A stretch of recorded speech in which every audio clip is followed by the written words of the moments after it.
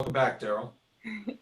Hello, everybody. Welcome, welcome. My name is Alethea Master, and I'm the founder and CEO of MadLearn. It is so wonderful to see you all here. We have a few minutes of a late start today because we had a little bit of a Zoom bombing incident of our own, and we all have learned some lessons, and we all also had quite an experience just a few minutes ago. But we're back on. We have amazing teachers in the room, and two of my wonderful friends and colleagues that I'd like to introduce before we kick us off.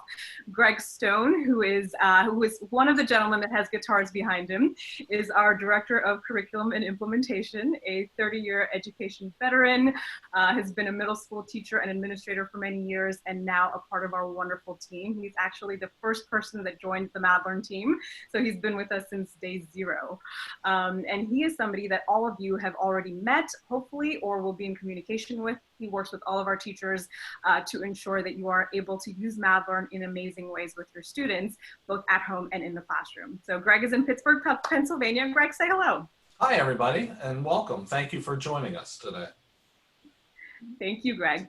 And the star of our show today is Kevin Honeycutt. Hopefully you have all heard of Kevin, and if not, you now know him. Kevin is a dear friend of mine. I actually stalked Kevin at a conference years ago, and I said, Kevin, I've heard you speak. You are such an amazing, enthusiastic, inspirational keynote speaker. I just want to meet you and say hello. And ever since then, Kevin and I have been people who have stayed in touch. We've brainstorm ideas together, and we've tried to figure out how to make more magical things happen for students. And just a little bit of a background on Kevin. Kevin is a K-12 and has been a K-12 art teacher for over 12 years until he transitioned into doing amazing professional development and staff development and keynote speaking, which he's been doing for X number of years. But he reached out to us a couple weeks ago and he said, hey, I have this really cool idea with something that I want to do with MadLearn. So can you humor me? And of course we said yes. And Kevin is here today to share what that amazing idea is and where your experience has been so far. So Kevin, welcome. Thank you for taking this time to share with us today. And we're so glad to have you. Thank you. Okay, so can everybody hear me okay? We can. Okay, so I'm gonna walk you through this little story, and I'll do some screen sharing if that's okay. All right. So when this whole thing happened, I was in Ohio, working in a school, and suddenly we couldn't have school anymore. Suddenly, all the kids had to go home, and no one got to say goodbye, and it was this emotional experience. Immediately, I was hanging out with the teachers, putting together a page that looks like this right here. This is the way my brain works. You see the little brain going around. What I was doing is taking all the things that they didn't have online yet and putting them online really quickly. I probably did this in an hour and a half with the teacher. And then I put a bunch of my other stuff on here, like this great white shark. Hey, hang around because we'll introduce you in a minute, okay? This great white shark leads you to all my drawing lessons. I have 127 drawing lessons online. So I'm trying to role model how can you quickly give kids access to a curriculum you've already curated, already made. The question was with the teachers is, a lot of our kids, they don't get to take their Chromebooks home. They won't have a laptop at home. And I'm like, oh man, so what can you do? Well, they were putting together blizzard bags, where you put together all these worksheets and the kids take those home to do those worksheets, paper things. And I said, well, I wonder what the equivalent of a blizzard bag would be if it wasn't quite laptop. And that's when I thought about the phone, the cell phone, the smartphone. And you have to understand, I know not everyone has one, but I come from poverty. If you've ever read my story or know my story, I come from foster homes in poverty, and I know that a lot of my friends who live in poverty, they have at least one phone, one decent phone, and usually it's mom's and it's blinged out. So I thought, how could we get curriculum to the phone? And then immediately I thought of MadLearn. Well, I know MadLearn had done all these amazing things in classrooms where kids develop their own apps to change the world. It's amazing stuff. Hold on, I got to introduce you to my kid because he wants to say hi real quick, okay? This is the co-developer of our app right here. This is Gibson. You want to say hey? Let me move this microphone out of your way there. Say hi. Now turn around because you got to show him your jetpack. We built a jetpack last night. I don't know if you can see his jetpack. So down here, he could be a transformer and fight against monsters and point his light. Your light is like a spotlight, isn't it? Yeah. Cool. That is way cool, Gibson. Oh my goodness, I love it. So when we're not building apps, we're building cardboard things, or we're programming robots, or I don't know. This kid's he's such a nerd already. But anyway, So we sat down and we started, I got a hold of Alethea and said, can we use an app this way? Could teachers build an app to deliver content to homebound kids? And immediately I'm talking to Greg, and Greg's got guitars in the background, collects old radios like me, but has more hair.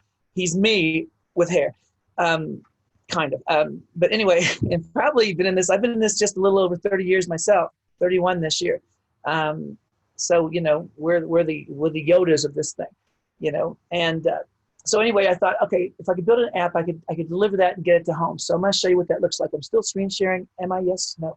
No. No. Am I screen sharing? No, I'm not. Okay, I will. Let me do it one more time. I'll walk you through a little bit of this, okay?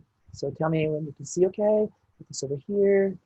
Okay, so I'm going to go into the MadLearn stuff here. Let's do this down here. MadLearn. I go to the MadLearn store. And right now, you guys got to help me out here. Immediately, MadLearn went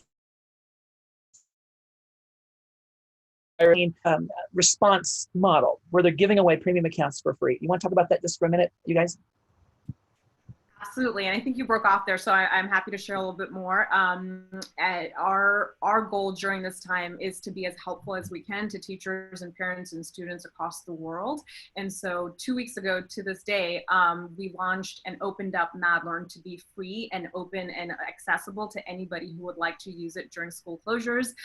It is a difficult time for all of us personally and professionally, and we're trying to do our little bit to help. And so if you don't already have access, feel free to go to our website, mad-learn.com/COVID-19, and you can sign up and request as many licenses as you'd like for your students. We've already had 4,500 licenses be requested in just the last 2 weeks. So we're really excited to see the work that students are going to be doing and to help and support, especially while we're all home. So thank you, Kevin, for highlighting that.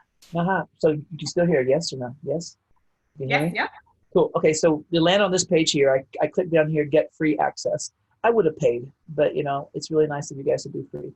And then I end up getting help, thank God, because I hadn't built an app in a while. There's a while back, I had one. It wasn't that sophisticated, but I hadn't been on your platform. I love your platform. I talk about your platform, but I hadn't personally done it. So anyway, you get on the platform and you click create an app, and you build up this sort of, I'll just go through a couple steps here. You name your app, you know, a little description here, tags. Your app might be art, education, drawing, creativity, whatever you decide, so it's findable. Next, and you're on your way to building an app. Okay, so I'm going to show you just a little bit, not like I know anything here, right? But I'm going to go back one screen here and go to here and just go like I'm editing, okay? And this is where Greg came in, thank God. Now, what I didn't know back then is that at the top of the page, I looked everywhere and I found all your YouTube videos, but right at the top of the page, it says, click here for a 10-step program. That's what I need right there, a 10-step program. A chair? I could love to get you a chair. Hold on just a second, okay? Anyway, you start building your app here. I'm going to go to edit here so you can see, and you add pages. And this is a big exercise for kids. They mind map this thing out. They decide what the about page looks like, and Kevin's links over there and what that leads to. And then when they're done, they publish the app, or they hit a preview, and you can actually see. Here's what the cool part is that you get to see what the app is going to look like, right? And once this thing loads up here, there you go. And then you can actually, this is like a simulator. Greg, I know you probably knew this. I didn't know this. When I go to Kevin's links here and I add a new link, like save the world from a killer asteroid, this is a link to a Google Draw document. Now, if I open another page, right, another window, and I move this document around, it moves in the app live. So I can go in there and I can shape it so it fits a phone better. Now I'm building pages in Google Draw that fit the app and they land right. I didn't know that would happen live. It freaked me out. I was like, what? Bit of magic there. So yay. All right. So anyway, at the end of the day, right, we have an app out there, and Gibson and I have a band called Loose Tooth, right? And we wrote a song called Cow Cow, right? And it's one of these songs you sing on the road when you're with your family and you see cows and you say, cow, cow, look, there's cow, cow, cow, right? And then we published it on iTunes and on the Alexa platform. Anyway, so we also put it in our app. So then Gibson's so proud. He runs in and wakes mom up and says, Mom, we have an app. And it plays Cow Cow for her, and it just rocks his little world. So the next app we build is going to be a lot more kid-centric. We're going to put all his favorite things in there. Because when he has that screen time, I want it to be focused on what he loves. And then I want to co-build that with him so I can make what he loves into what he needs. That's the fun part, right? Between teachers, parents, and kids, we can curate. And the fun part is, right now, All of us can be logged into my account. I don't know if you guys recommend this or not, but we could all be working on the app at the same time, right? Yes, so then Greg could be off adding new buttons to the page that's Greg's classroom. And Alethea she could be doing her classroom, and I could be doing my classroom. And I was just telling the teacher this morning, and then we could build a handed inbox for kids to hand in homework inside each classroom. Basically, we could build a whole school in an app. Oh my gosh, are you kidding me? Right? Now tell me, can I also use this on a Chromebook? You sure can. So talk about that just a little bit, because I haven't done that yet. Okay, and Kevin, if I could ask you, could you expand your screen just a little bit so it's easier for us to, whenever you share next, if you could make it full screen so it's a little bit easier for us to see. But yes, MadLearn is something that is entirely web-based. So if you are on an Android tablet, an iPad, a Chromebook, a laptop, desktop, old school, whatever you have, just go to our website and log in and you can start building your app. You cannot build your app on your phone yet, but any bigger screen that you have that you can go to a website and click login on the MadLearn website, that is where you can go and start working and building your app. So any device you've got should work for you just fine. So in this app here, I was going for this whole let's fight back. After an F4 tornado hit Greensburg, Kansas, I went to Greensburg and talked to kids about online safety and to do staff development with teachers. And they had this really crazy attitude. I mean, it leveled the town, and there were no trees left. And on all the tornado shelters, it said, it had all these statements about how they weren't afraid of the tornado and how they were coming back and how they were fighting back. And it was this whole moxie that comes with this sort of response, right, to what we should be afraid of. And so that's the sensibility we're going through here. So we got to fight back. And by the way, this is one of the screens that MadLearn just offers. So if you're not an artist and you don't have time to be this digital expert on making sure it's this many pixels wide, this many pixels tall, you can just go with some of the templates. And this was one of the templates, this fight back thing. But what we were doing for the splash screen was this, here's the COVID virus here, and we're punching it with a little fist. That's a kid's fist there. Going, and the virus is going, ouch. And we're going, we can learn, right? So we're having this little moxie moment here. So I'm going for that because I think we all need to find that bravery inside ourselves. But anyway, if you're in here and looking at some of these apps that are in this app store, these are all apps done by kids, by students, by teams of kids in classrooms. What you've been doing for years here, I think, is amazing. Now, let me tell you how I found you, because I don't know if you know this or not. I was working with a school in California, and I was working with a teacher who was doing Xcode. They were actually doing coding from the ground up in the Apple platform. And he had invented this program like early on when no one was doing this in K-12. And I thought, that is so awesome if you had time. I want to go to the moon. I don't want to build a rocket. You know what I mean? Just don't want to build a whole rocket, plan the whole trip. So I thought, what's the opposite of this? And that's how I've done. You guys, I thought, oh my gosh, this is drag and drop. This is, I don't have an app. Oh, tomorrow I do. And so to me, that's the exciting part of it. So if you're a teacher sitting at home and you're saying, man, I just want to get some simple things to my kids. Maybe the first things I deliver are bonding things, little bonding things, little messages I send to my kids about how we're going to make it through. Hey, mom and dad, don't try to do everything. Do the best you can. We're thinking about you. We can't wait to hang out again in school. In the meantime, let me know what I can do. Maybe their little it's connected to your YouTube channel. It's just going to be daily check-ins. And that's one of the buttons on your app, a daily check-in. And they can hand in a URL to you that's their daily check-in back on, hey, their response to your check-in. So you've got this back and forth conversational apparatus. Start with that. And then once you find out what they want, what they need, then you start plugging in those things to the app. Now, I got ahead of myself here. I put all my drawing lessons on there because I thought, a lot of kids are sitting around with nothing to do. They might as well learn to draw. And since I had them out there already, now I wouldn't have to own those. A lot of the things I share in the app aren't mine. I went there and found someone else's list, and I put those in the app so they had quick access to things I'd kind of curated. So I've got two things. Yes, I'm teaching, but I'm also kind of a librarian of resources. And I'm just handing you things quickly on mom's phone because I know mom can't hand you the phone for 4 hours. You're probably going to get it for 30 minutes. So what great things can we do in 30 minutes? Well, with my drawing lessons, you could draw 36 things in 30 minutes if you want to draw with me. So I'm thinking of that bite-sized chunks of learning that helps kids get better at something on the way to something they need. That's my recipe every time. Bite-sized chunks of learning to take kids to things they need. I got someone over there on, I think you got one more person who's trying to get, I'm not sure. I'm going to give the screen back and stop talking for a minute and see if there are any questions that I should answer. I just want to jump in and say, Kevin, thank you. Thank you for sharing your ideas, and your passion is so visible. And I know it is infectious in a wonderful, wonderful way. Folks who are on, please feel free to type questions into the chat for Kevin. One of the coolest things that I was excited about when Kevin shared his idea was flipping the model. Mostly what we've done so far is we have worked with teachers and enabled you as a teacher to know how to use the tool enough to give it to your kids and let the kids build apps. And that is absolutely a great thing to do. You can do it at home, in the classroom, and it's a wonderful experience for students to have, to engage with technology, not just use it, but create it, and see it on their phone instantly. And quick show of hands, and actually quick reminder for all of us to pull out our phone. If you don't already have this app on your phone, download the MAD Store app. It's MAD Store. Download it on iTunes, on Google Play, whatever phone or tablet you've got. Download that app. It's a free app. Anybody in the world can download it, and that's how you view the app that you're building. So if you're building on your computer today, you've got 2 screens that you've built and that's all you've done, you can use your 9-digit code, put it into the MAD Store app, and see your app instantly on your phone. Just like there's a web simulator that Kevin showed us, there's also the app version of it on your phone that you definitely want to see. And so the goal for us up to now, and will continue to be, empowering students to build their own apps. But Kevin's idea of us as educators building apps for our students to use, especially now while they're home. So if you are a computer science teacher, maybe you're creating an app that is your computer science topic or module or whatever it is that you'd like to get done in the next few weeks. You're building an app with all of that content and information and resources and interactivity. And that's what you're saying. Hey, all of you as my students, download this app, take a look at this, and this is how you can track our progress over the next few weeks while we are all remote and working and learning from home. So lovely, lovely ideas. And I would love to open it up to any questions. And Greg, maybe we can start with you. What are some questions, Greg, that you might have for Kevin or other teachers that are on the call today?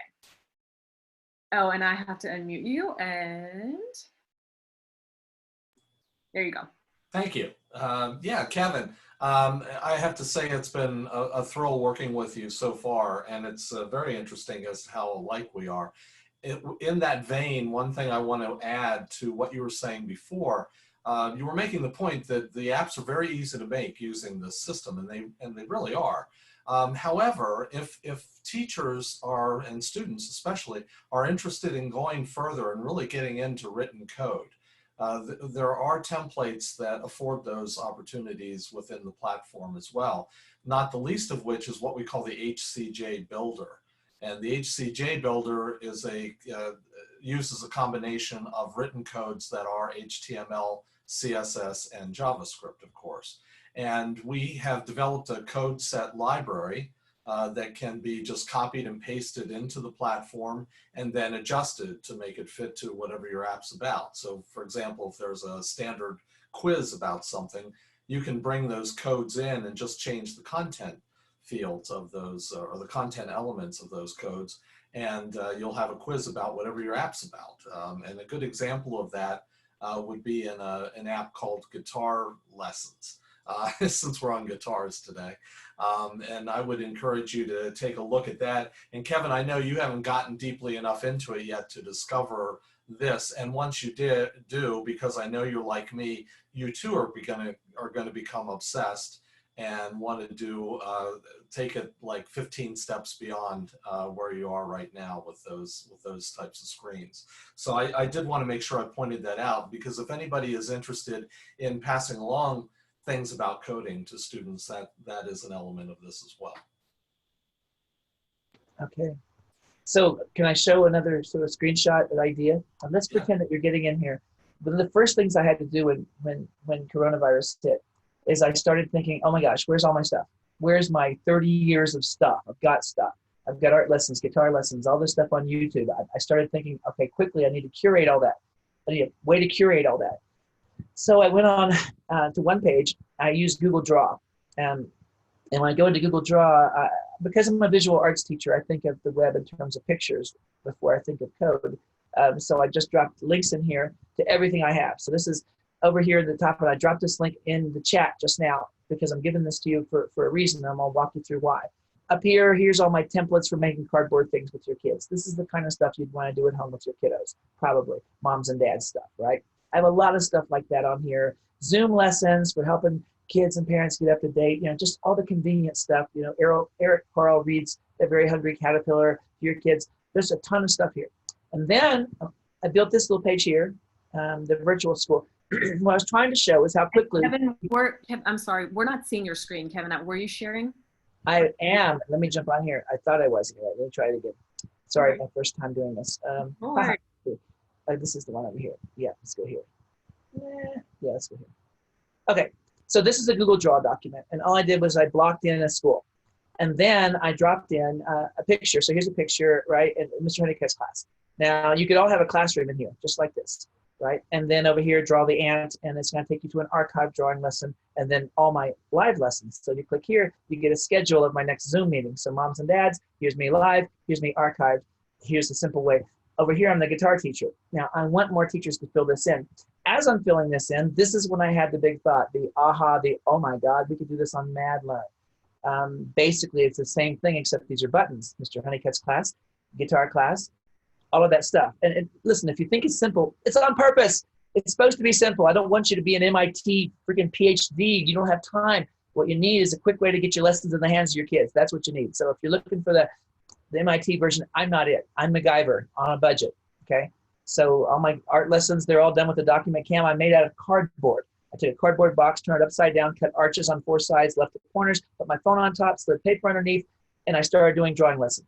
Trailer park document cam. So if you're looking for perfect, it's not me. What I am is available, flexible, and I build stuff that people need. I try to build stuff that people need. I'm responsive in that way. I think right now what people need is hope and help as fast as possible. They will forgive imperfection. We don't have time for slip. What we have to do is try to be there and show parents that we are there, and we're trying every way we can to get there for them. And we'll try anything. This is the time to do that. And so this is one of those models here. Let me jump out of here, back over here. So here's this whole page. So here's what I did. I built this whole page of everything. One night I just went blah, and I threw up all this stuff on one page. This is everything I built, and everything I should have built, and everything I would have built, and just everything on one page. And then I curated from here to MadLearn. I went, okay, I need these things. I took it right from this page, straight to a link behind a button that Greg was helping me build on MadLearn. So I was just basically taking this library that looks like it fell from the sky and putting it into a more organized form. And actually, this is the way I needed to start thinking like this. So if you guys are the same as me, that all these wonderful things people have been sharing on Facebook and on Twitter, which are overpowering, and at some point it's infowhelm. It's so much stuff, it becomes white noise, and you can't parse it anymore. So I just took one night and I went back to everything I had retweeted, everything I had republished on Facebook, and thought, that's the stuff I liked when I read it. So I'm going to go back and trust myself and put all that stuff on one page. And then I might take it to the next step and move it over into an app. And if everyone in the faculty would do this, my gosh, we'd have everything for literature, everything for writing, everything for reading, everything, you know what I mean? We would have one heck of an app. And please don't try to get it right on the first try. Get it out there. Get it right as you go. We're building the plane in midair. Everyone's doing this in the world. And anyone that thinks they have this thing figured out is selling something. Trust me. And right now, you guys aren't selling anything. And so, guys, be supportive. I think, Alethea, right now you're doing a fundraiser, aren't you? And not for the company, but for some other reason. Can you talk about that? We are, and we do have a GoFundMe campaign that we just launched, and it is to help us continue to support students through the crisis, and continue to be able to provide the services and support for our teachers and for our students, hundreds of thousands of students that are now using and accessing MadLearn. So we do have a GoFundMe. I can put the link in our chat if that's something that anybody is able to share with folks who might be able to help. We would appreciate it. Oh, I want to add a piece. Right now, I know you guys, where you're at from a business standpoint, because I know where I'm at from a business standpoint, that we're all bleeding revenue, our stomachs hurt, and we're living by faith one day at a time. And we're erring on the side of helping. That's beautiful. What I want is I want everybody in this meeting and everyone that watches this after the meeting to tell 3, 4, 5 of your nerdy friends who will jump on this immediately, like a duck on a bug, and then tell everyone else that you know about this. Because what I'm hoping happens is we all jump on here and we get this account. And then when the coronavirus subsides and we get back to something, I don't think we're ever going to get back to the same life we had before. It's going to be a hybrid, because I think it's like people who lived through the Depression. didn't trust banks anymore for the rest of their lives. And there's going to be some of us that might not trust that school should be in one place anymore. And I'm not entirely convinced it's not overdue. I hate that it happened this way, but we've been preaching this simultaneity. Teach it this way, this way, this way, and this way, and let kids come to you as they will. Let families come to you as they will. Well, now we have to. So, I apologize we can't get it perfect, but we can sure get it there.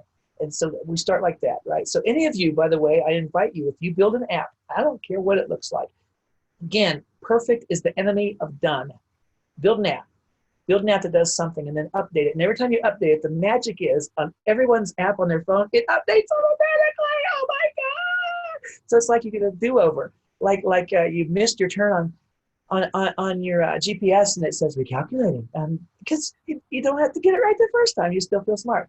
And so anyway, get out there and build that first one. Then don't be afraid to tag me and MadLearn on Twitter and brag it up. Hey, app just coming out, still has amniotic fluid on it. What do you think? Please give me 5 stars. I need some ratings.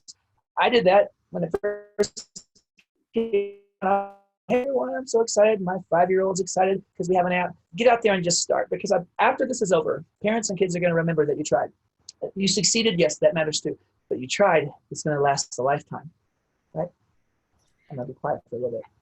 And Kevin, can you tell us all who and what is your Twitter handle in case we don't know it? And for those of us watching, Kevin, how do we follow you on Twitter? I'm just putting it in the chat right now. I'm at Kevin Honeycutt everywhere. Instagram, even LinkedIn, even though that place smells like Ben Gay and Lost Hope. I still am there because, I've got a lot of friends that haven't moved beyond the listserv. So you got to be everywhere. Anyway, same thing on Facebook. Message me on Facebook. Any of these places, I'm going to be the same. Go ahead. Thank you. No, thank you, Kevin. So for those watching later, please do follow Kevin at Kevin Honeycutt on Twitter. And we are at MadLearn on Twitter and MadLearn Magic on Instagram. I'm trying to be better with Instagram, so I don't know too much yet.